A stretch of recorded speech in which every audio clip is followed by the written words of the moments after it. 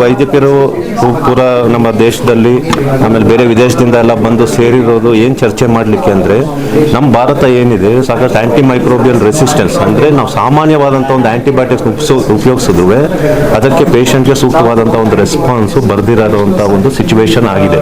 ಏನಕ್ಕಾಗಿದೆ ಅಂದರೆ ನಾವು ಸುಮ್ಮನೆ ಏನು ಜ್ವರ ಇದ್ರೂ ಒಂದು ಆ್ಯಂಟಿಬಯೋಟಿಕ್ ಕೊಡ್ತೀವಿ. ಸೊ ವೈದ್ಯಕರಿಂದ ಅದನ್ನು ನಾವು ಸ್ವಲ್ಪ ನಿರ್ಬಂಧಗಳನ್ನ ಹಾಕ್ಕೊಂಡು ಯಾವಾಗ ಸೂಕ್ತವಾಗಿರುವಂಥ ಕಂಡೀಷನ್ಗೆ ಕೊಡಬೇಕು ಬರೀ ಆ ಥರದ್ರಲ್ಲಿ ಮಾತ್ರ ಕೊಡಬೇಕು, ಸುಮ್ಮನೆ ಕೊಡಬಾರ್ದು. ಅದು ಒಂದು ನಮ್ಮ ಕಡೆ ಪ್ರೊಸೆಸಸ್ ಇದೆ, ನಾವು ಅದನ್ನು ಅಳವಡಿಸ್ಕೊತಾ ಇದೀವಿ. ಬಟ್ ಮೀಡಿಯಾ ಮೂಲಕ ನಾವು ಏನು ಹೇಳಲಿಕ್ಕೆ ಬಯಸ್ತೀವಿ ಅಂದರೆ ಪೇಷಂಟ್ಗಳು ಅಷ್ಟೇ ಸುಮ್ಮನೆ ಜ್ವರ ಇದ್ರೆ ಮೆಡಿಕಲ್ ಶಾಪ್ಗೆ ಹೋಗ್ಬಿಟ್ಟು ಒಂದು ಆಂಟಿಬಯೋಟಿಕ್ ಕೊಡಿ ಅಂತ ಬಿಟ್ಟು ಆಂಟಿಬಯೋಟಿಕ್ ತೊಗೊಂತಾರೆ. ಇದನ್ನ ಓವರ್ ದ ಕೌಂಟರ್ ಅಂತಾರೆ.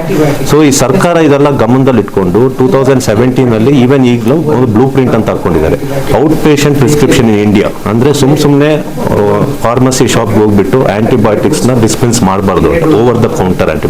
ಸೊ ಈ ಒಂದು ಮಾಹಿತಿನ ಮೀಡಿಯಾ ಮೂಲಕ ನೀವು ತಿಳಿಸೋದು ಬಹಳ ಒಳ್ಳೆಯದು. ಸೊ ಯಾವುದೇ ಒಂಥರದ ಆಂಟಿಬಯೋಟಿಕ್ ನ ಸುಮ್ಮನೆ ಅವರಷ್ಟು ಅವರೇ ತಗೊಂಡು ಮೆಡಿಕಲ್ ಶಾಪಲ್ಲಿ ತಗೊಳೋದ್ರಿಂದ ಅದರಿಂದ ಅಪಾಯ ಹೆಚ್ಚಾಗುತ್ತೆ. ಅಪಾಯ ಏನಂದ್ರೆ ಮುಂದೆ ಬರೋ ಪೀಳಿಗೆಗಳಿಗೆ ಆ ಆಂಟಿಬಯೋಟಿಕ್ ಕೆಲಸ ಮಾಡೋದಿಲ್ಲ.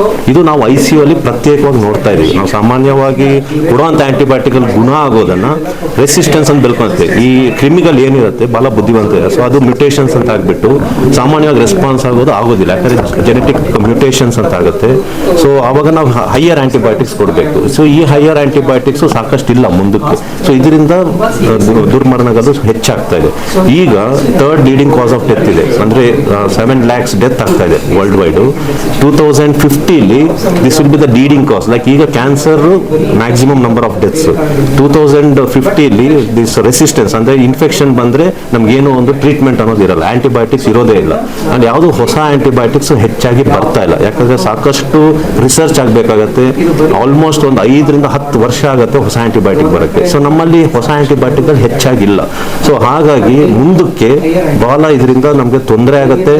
ಆಮೇಲೆ ಇದೇ ಮ್ಯಾಕ್ಸಿಮಮ್ ಡೆತ್ಸ್ ವರ್ಲ್ಡ್ ವೈಡ್ ಇಂಡಿಯಾಲಿ ಇದರಿಂದ ಆಗುತ್ತೆ. ಆಮೇಲೆ ನಮ್ಮ ಭಾರತದ ಇನ್ನೊಂದು ವಿಶೇಷ ತೊಂದರೆ ಏನಂತಂದ್ರೆ ಲಾರ್ಜೆಸ್ಟ್ ಆಂಟಿಬಯೋಟಿಕ್ ಅಂದ್ರೆ ಸಾಕಷ್ಟು ಆಂಟಿಬಯೋಟಿಕ್ಸ್ ಉಪಯೋಗಿಸ್ತಾ ಇರೋದು 3ನೇ ಸ್ಥಾನದಲ್ಲಿದೆ ಭಾರತ ಹೋಲ್ ವರ್ಲ್ಡ್ ಅಲ್ಲಿ. ಇದು ಬಹಳ ಅಪಾಯಕರ, ಇದು ಒಳ್ಳೇದಲ್ಲ.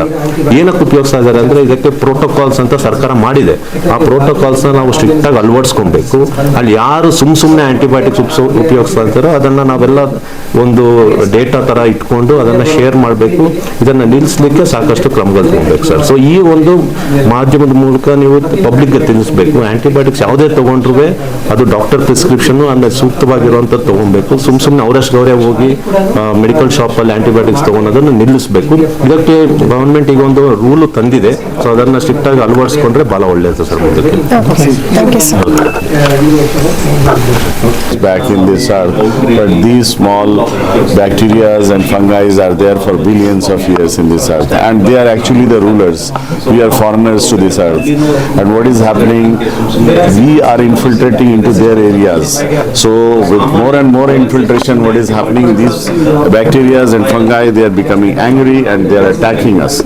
So where they attack those people who are weak, whose defense mechanism is weak and who cannot fight against the different kind of microorganisms which actually invade their bodies.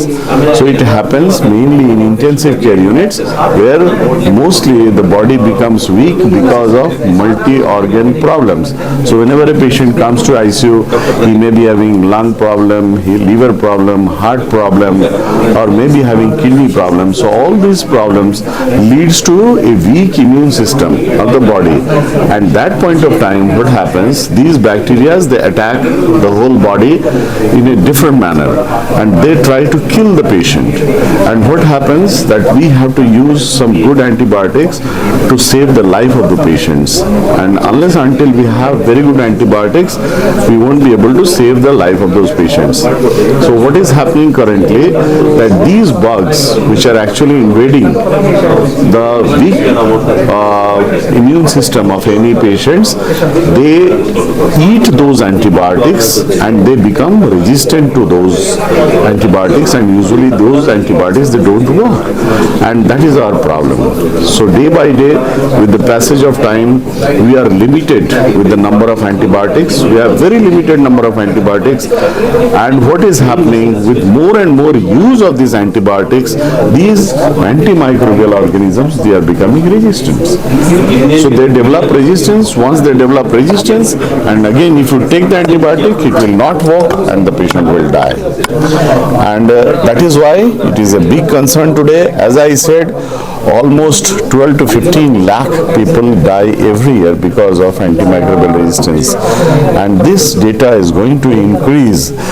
By 2050, it is said almost 10 million people, mean almost 1 crore people will die because of this antimicrobial resistance. So what is our job as a doctor? What we discuss here, that how to use and how to save antibiotics properly, so that in future we remain with something that when patients become too sick, that we are where the situation becomes worse, we have something to save the life of these patients. So how to avoid this generation of antimicrobial resistance, that is the most important thing.